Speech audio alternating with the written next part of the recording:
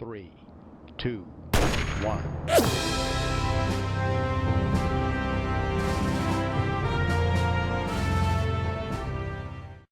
The links down below have been replaced. We will not be advertising Green Man Gaming for the foreseeable future. Please, head to the link down below and help any way you can. Alright, so here we are once again with Headhunter Space Program. It is 2 a.m. I wasn't sure if I wanted to record this video tonight, but here I am recording this video tonight, so something must have happened. Here, turn that off. Yeah, Mechanical Jeb is still up in the corner where it is absolutely the most inconvenient it can possibly be because it's over the mission clock and the time acceleration window. Anyway, so this here is JoolComm. JoolComm is, well, it's a mass relay, and it's self-explanatory. We're going to launch this thing all the way to Jool, way over there. And that's why we mothballed, what's it called, the other ship, Pegasus, because we gotta frickin' go do this mission. Blah. We're just gonna do a straight shot out of Kerbin's sphere of influence. Here we go. Gorgeous. Forget the SAS.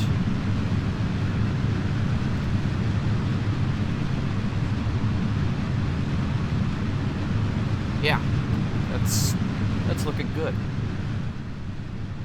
That's looking really good. Okay. Haven't manually launched one of these in a while. It's always got to have the gravity turn because we're either trying to rendezvous with Pegasus. Well, it's mostly us trying to rendezvous with Pegasus or put something in orbit, isn't it? Pegasus has been the workhorse lately. The Eagle Heavy, though. Oh my god, it's the only booster we've used.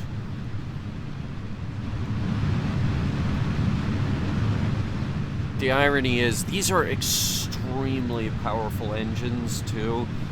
These are the KE-1 Mastodon engines, which is... it's Kerbal's equivalent of the F-1, which they had on the Saturn V, and we're using 15 of those. Yeah, Eagle Heavy's a powerful rocket because I don't know how to make things small. Everything's gotta be huge.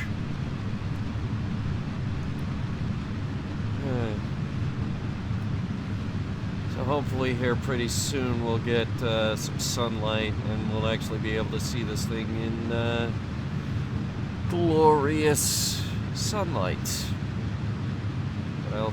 What else are we supposed to view it in? Anyway, we're coming up on staging here pretty soon. We're getting a really good frame rate for staging as well. Just a straight shot up. And then all those boosters are gonna fall down.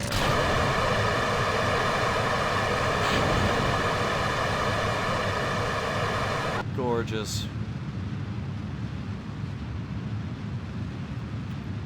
They're probably gonna fall down and hit the Kerbal Space Center, but let's see how we're doing with escaping Kerbin for now.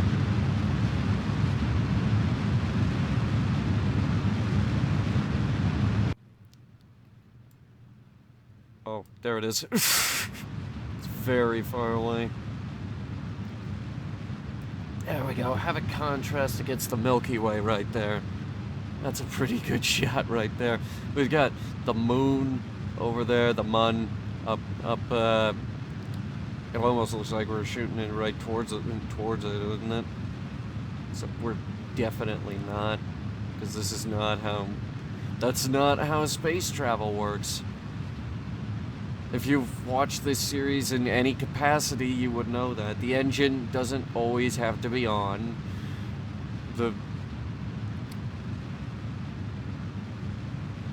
you don't shoot directly towards an object. Gravity has way more influence over your spacecraft than most fiction would tend to let on. And Wallace and Gromit's A Grand Day Out is still more scientifically accurate than Armageddon. Fucking Armageddon, they do a goddamn slingshot around the moon. Oh, but that wasn't the most unbelievable part. They have to rendezvous with the Mir space station, yeah? And wait, hang on. Alright, yeah, now we're really getting somewhere.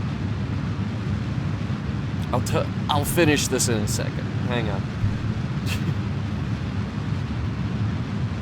Some of the most inaccurate depictions of space travel in human history being discussed here on this show. That was a moon intercept. Whoa. X. And we're out of Kerbin. We still got a little bit of fuel left. And we're gonna use it. Alright. Okay, I don't know what that was. Extend the solar panels. Start with that. We're gonna need sunlight. Get those radiators out as well. They don't really help, but it's fun. Where was I? Oh yeah, they got a rendezvous with the Mir space station, right? Now, if you don't know, about Mir, it was a Russian space station launched back during the Cold War. Total shit show of a space station. Thing looked like crap. They got a rendezvous with this thing, so they decide to spin the space station to give it gravity, so they don't have to shoot in 0G for the whole dumb thing.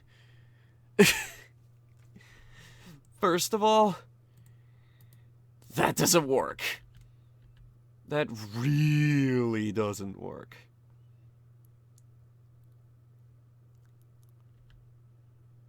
Like, if you spun the Mir space station, the person on one of the outermost modules would have gravity. The rest would be crap.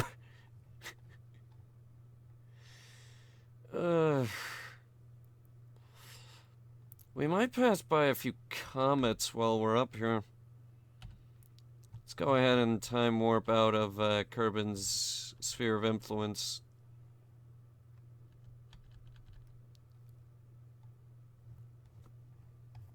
Okay. We're in a pretty good position here that we can probably just straight up burn towards Jool. Bypass Dres. And set Jool as the target. Now, if we simply... Oh, yeah. Now, here's the thing about... Yeah, see, here's the thing about Jool. Jool has a huge sphere of influence. 2,700... Cool. Is there any way we can lower the amount of burn? As a matter of fact, we can. Let's give it the bare minimum. Okay, so that node is in 111 days.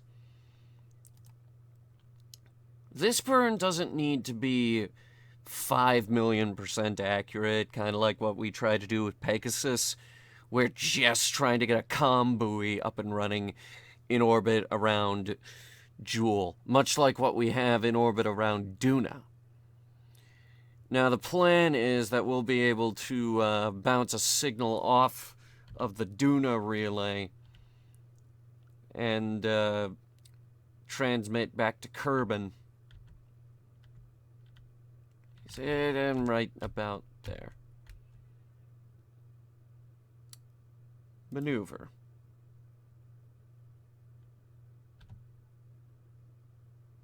Ooh. See that? She's slow.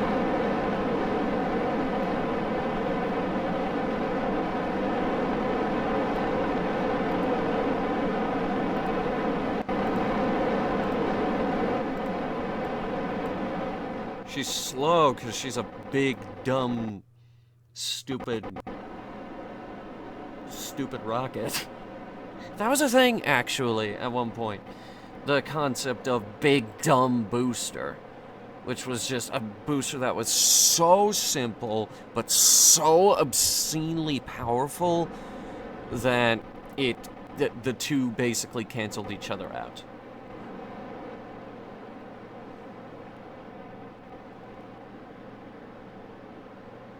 The concept was applied to this giant rocket that they were going to build called Sea Dragon. A rocket so obscenely enormous, it had to be launched out of the ocean. That's why it's called Sea Dragon. And no, it's not a SpaceX design. Turn the freaking RCS off. There, you're on target. That's perfect. Stop! Why are you doing that? I'm just gonna do this. Because the node is coming up. Easy. Times 100.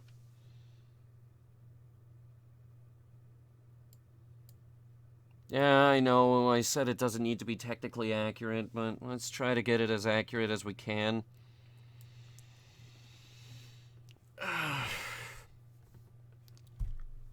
11, 10, 9, 8, 7, 6, 5, 4, 3, 2, 1, 0. Okay, cool. Cool.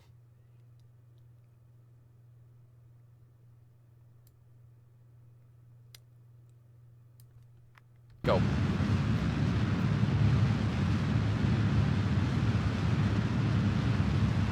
So we're gonna burn through this stage, basically our first stage, and then we're gonna use this engine.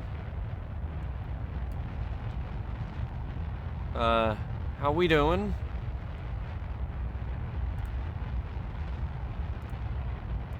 Can't help but notice we lost our maneuver node.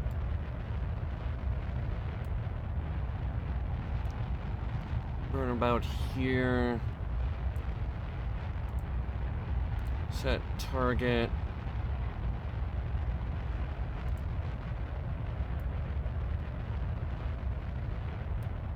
Hello? Oh boy.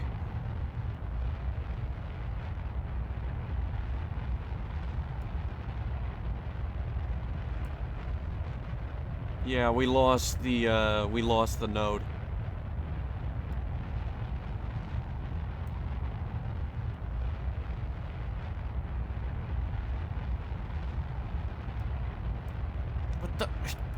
What the hell is going on?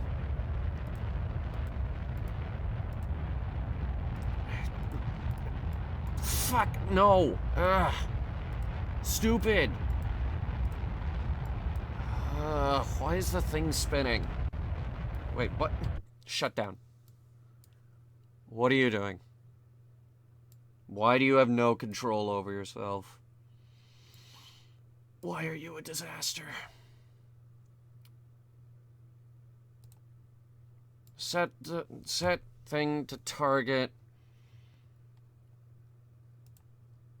Try not to be more of a disappointment than you already are. Also, pray that we have enough fuel to get this done now.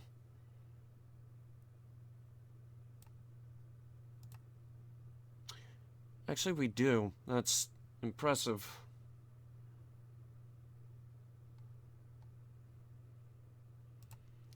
Okay, reschedule the damn burn. Maneuver.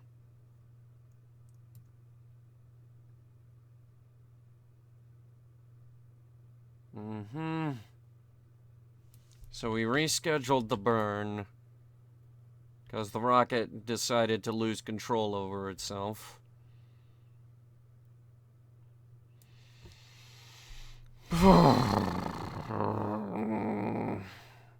You ever notice that it goes by 5-hour-long days for some reason? That or it just skips a whole bunch of it.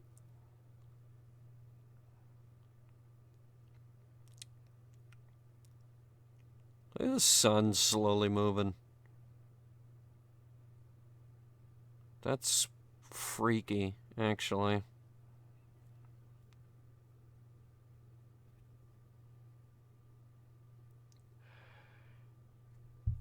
Why did the SAS fail? Why did we stage...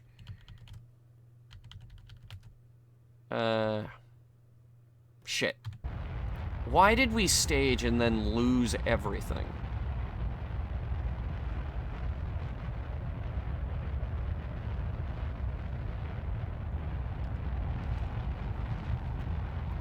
We lost control of the rocket, we lost our maneuver node, we lost stability assist. For some reason, the whole damn thing just sort of shut down.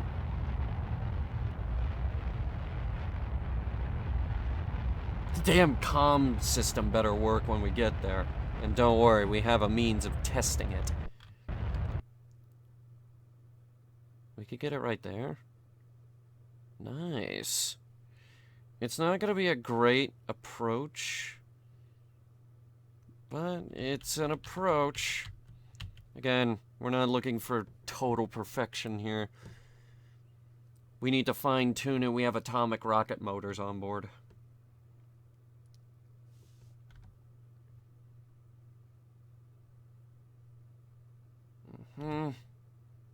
Atomic rocket motors.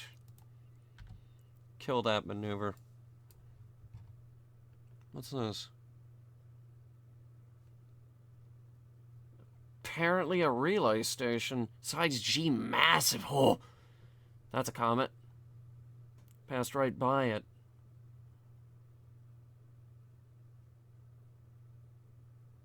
Okay, so we do need to have stuff out here to spot... Gargantuan? It's huge! It's a size H!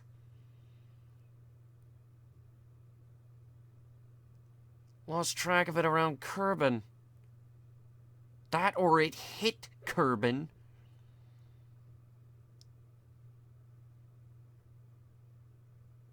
In a lot of cases, it depends on what you mean by gargantuan.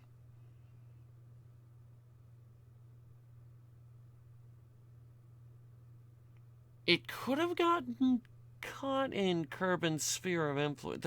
It disappeared around Kerbin. We know that. What's this one? A size F.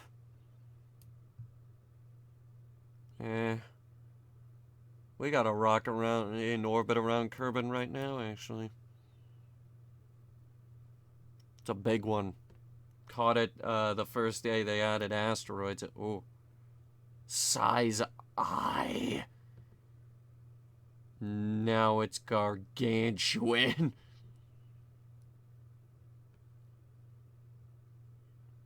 So yes, we would like to add these obscenely huge rocks. Obscene. Like size G, H, I, maybe even a J. We haven't decided yet. Ooh. I mean, if we could get one to pass right by Kerbin, we could do a comet mission as sort of like a side fun thing. Maybe even send Kerbals up to it. I do not know what these lines are.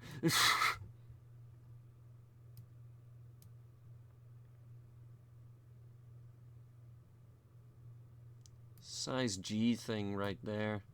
Big. Very elliptical orbit. Yeah, we're not catching that one. What's that one? F. They keep popping up. Look at this. And we got a bunch of them around Dres. I'm assuming that's the Dresdroid belt.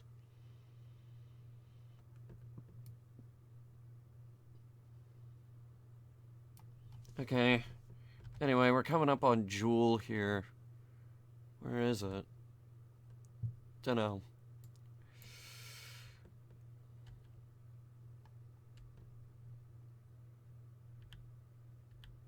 Jool periapsy in 20 days.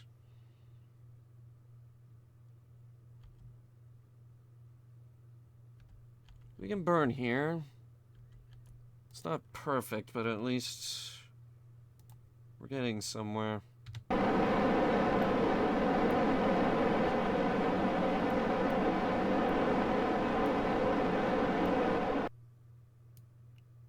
Giant rocks. I know it sounds boring. I guarantee you it isn't. Giant rocks from space.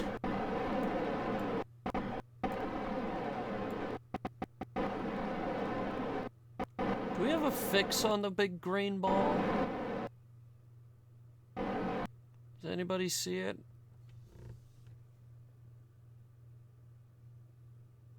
We below it? Above it? We should definitely be able to see Jool by now.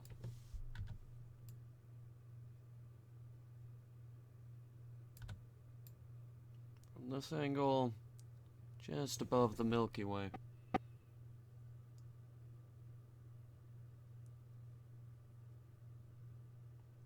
Around there-ish.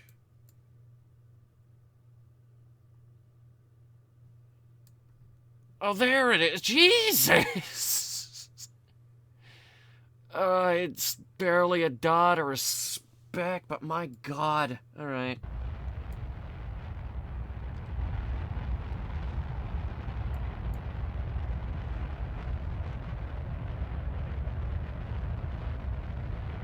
I want to go ahead and give us a nice curve, maybe dive towards it.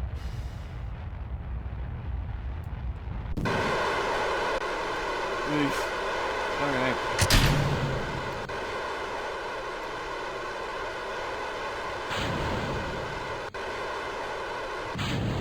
There we go. Now we'll burn these for a really long time. These have 3,500 meters per second of delta V. Yeah, a disgustingly efficient engine. And the good news is, it looks like we do get signal out here. The relay is powerful enough to make a straight shot to Kerbin. Or bounce off Duna if it needs to.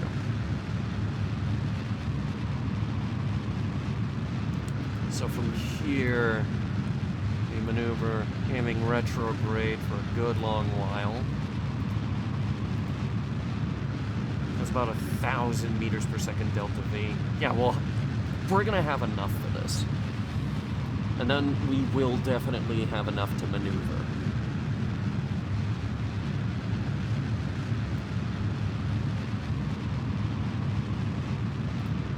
Move the maneuver to, like, now.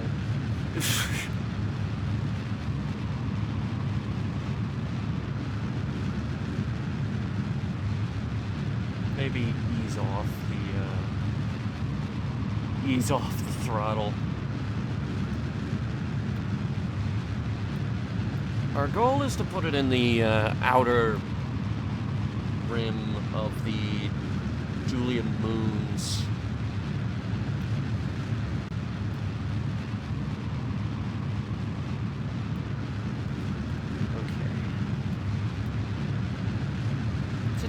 it's a stable craft. We could put time lapse on, time acceleration on.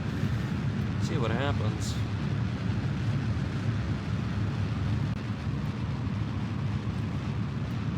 He's a stable little efficient thing.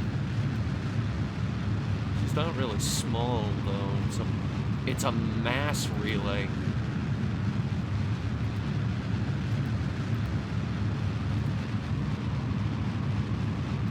Start with those two. And I'm not talking Mass Effect mass relays. This is a communications hub for all of our Jool missions and all the rovers we're inevitably going to leave here, including one that is actually already out here.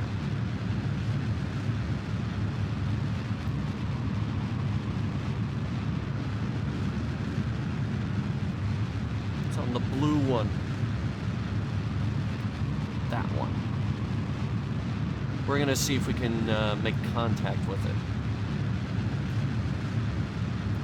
That's gonna be our testing method.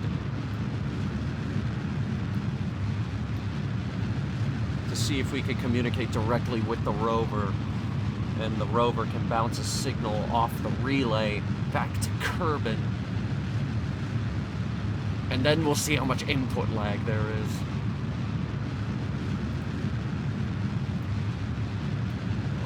Really getting there.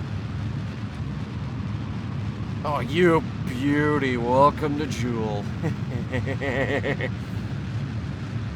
Okay.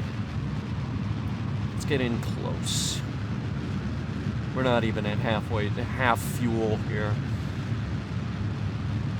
Beautiful. At that periapse, if we burn, we could escape. Very easily, I think. Okay. Get us down to that periapse. Going at 190 meters per second. Oh my god, that's gonna take so long. It's actually gonna take us a year to fall towards the planet. A year. Because we slowed down too much. Oh.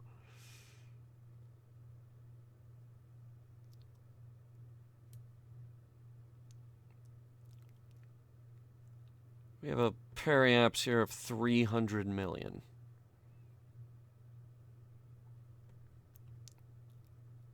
Kerbin's gonna do a full rotation around the sun by the time we're in position to do our next burn. That out there would be Pole. I believe Pole is the smallest of the Jool moons.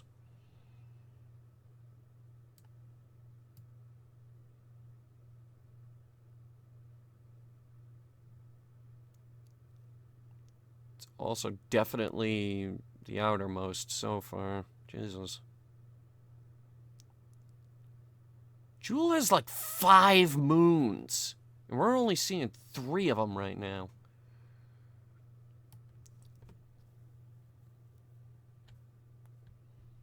Okay, go ahead. Turn us around.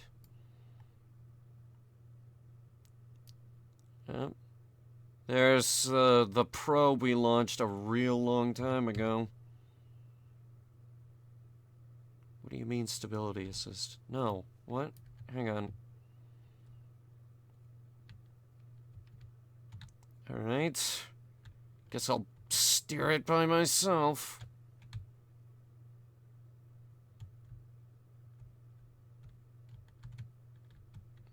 Alright.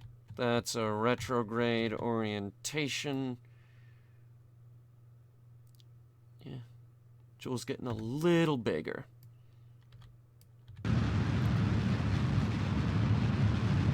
Now we're going to burn and fall towards it.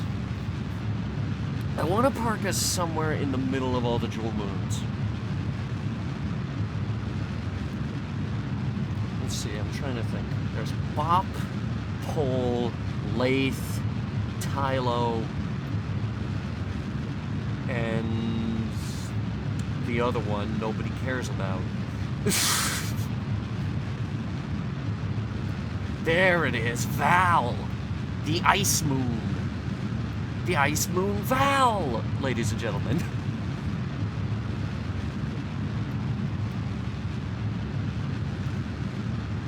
Alright, apogee and periaps are gonna flip here.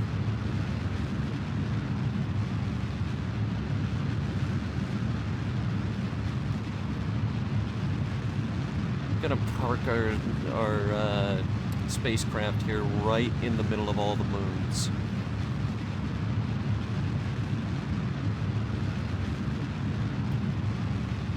Between Bop and Tylo. That's a good parking orbit.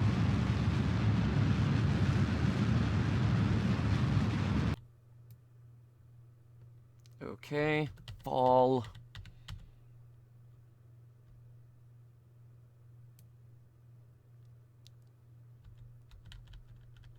Okay. Go ahead and flip her over.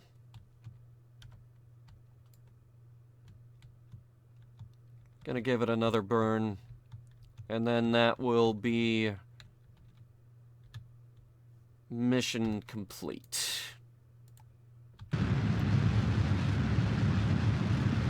Because we've used half our fuel here. But we still got plenty of Delta V left. So if we ever need to maneuver this thing, we absolutely could.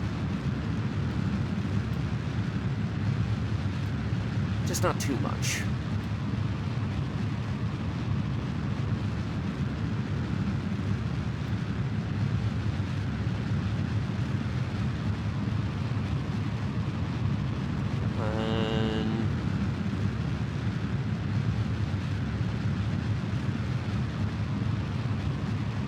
Easing into position.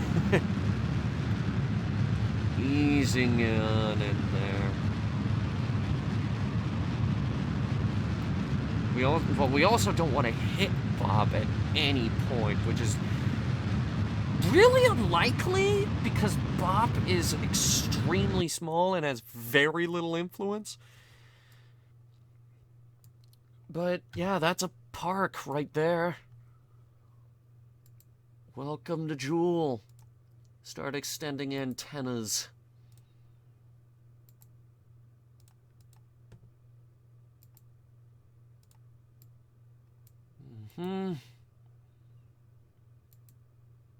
Extend, extend.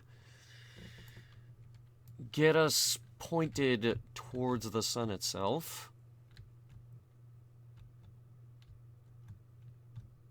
This way we have full sunlight. Beautiful. Alright, so that's 99, 98.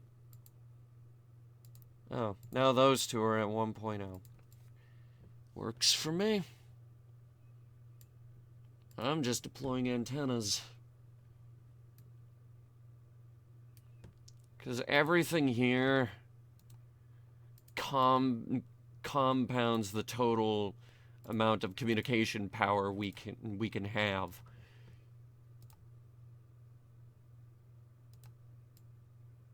I added a few more from the previous relays because we're starting to really get out there. Okay. Now we need to test it. We'll start with this probe, the Eagle Heavy probe.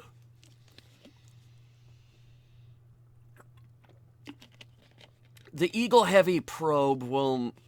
Well, it was this great big giant thing that we just sort of launched towards Jool to see what would happen. Oh, damn it. This can communicate directly with Kerbin. Well done.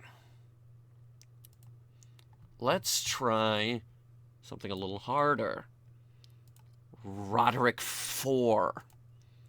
Roderick 4 is the furthest landing from Kerbin I currently have. With the next Pegasus mission, we're aiming to top that by actually landing Kerbals out here. Okay, welcome to Lathe, by the way. First, we need to spin Lathe around, not like how I just did. Oh wait, that's working. Hang on. Okay. Okay, so that's bouncing off the JoolComm relay! Hey! And that means that we can now move the rover. I gave this thing a particularly powerful antenna. 2G with a 500K. Let's see if it will work with just the 500.